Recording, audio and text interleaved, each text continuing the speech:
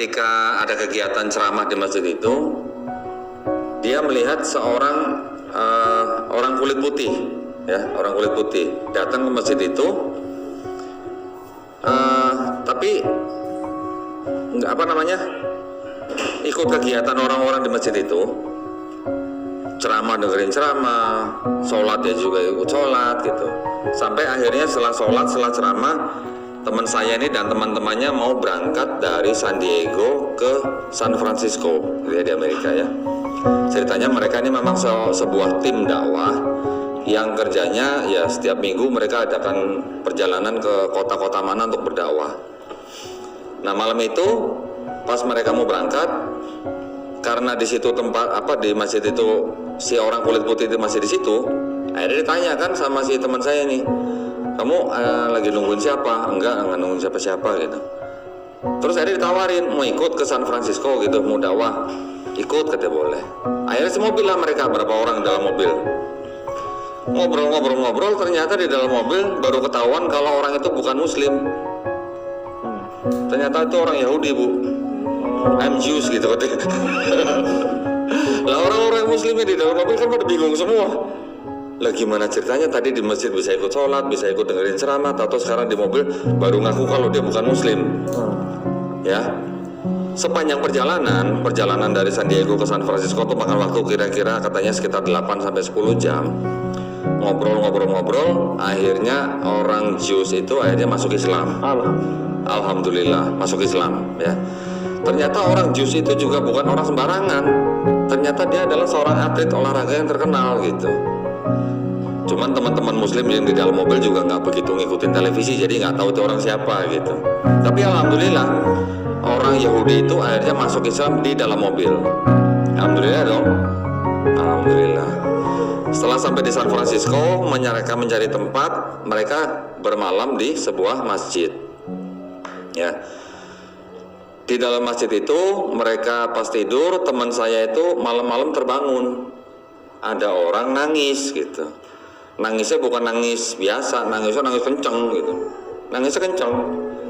Terus karena dengar suara nangis, teman saya bangun. Ternyata yang nangis adalah orang Yahudi yang baru masuk Islam di mobil itu, gitu ya. Ditanya, kamu kenapa kok nangis gitu? Ada masalah apa gitu? Terus memangnya kita teman-teman muslim ada salah apa gitu? Ditanya kan. Siapa tahu kita ada salah, dia mungkin merasa nggak nyaman atau bagaimana gitulah.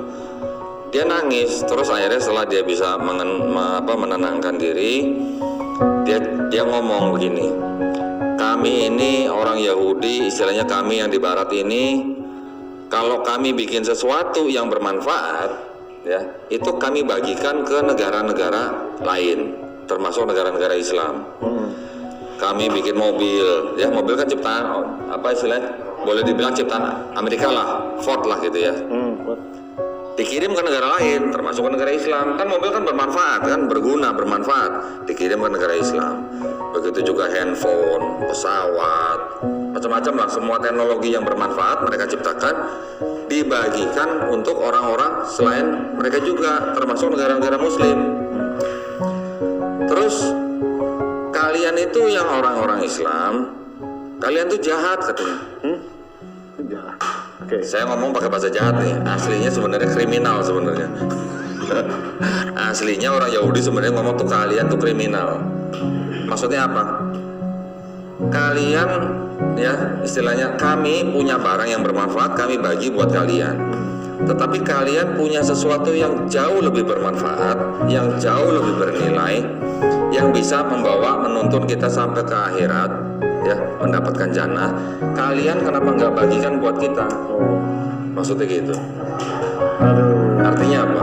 Artinya pelit amat sih lo, kok nggak mau bagi-bagi Islam ke gua gitu. Artinya berarti kan kita kurang dakwah. Betul, kurang dakwah. Gitu loh, ya. Jadi apakah kita termasuk orang-orang Islam yang seperti itu?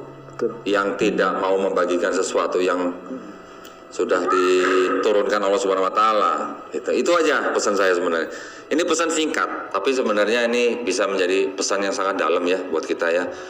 Karena biar bagaimanapun apapun profesi kita, apapun ya pekerjaan kita, apapun kegiatan kita, entah itu sebagai santri, entah itu sebagai karyawan, entah itu sebagai pengusaha, apapun, kita hendaklah menyampaikan kebenaran Islam kepada siapa saja. Kalau kebetulan kita menyampaikan kepada seorang muslim, insya Allah akan menguatkan iman dia.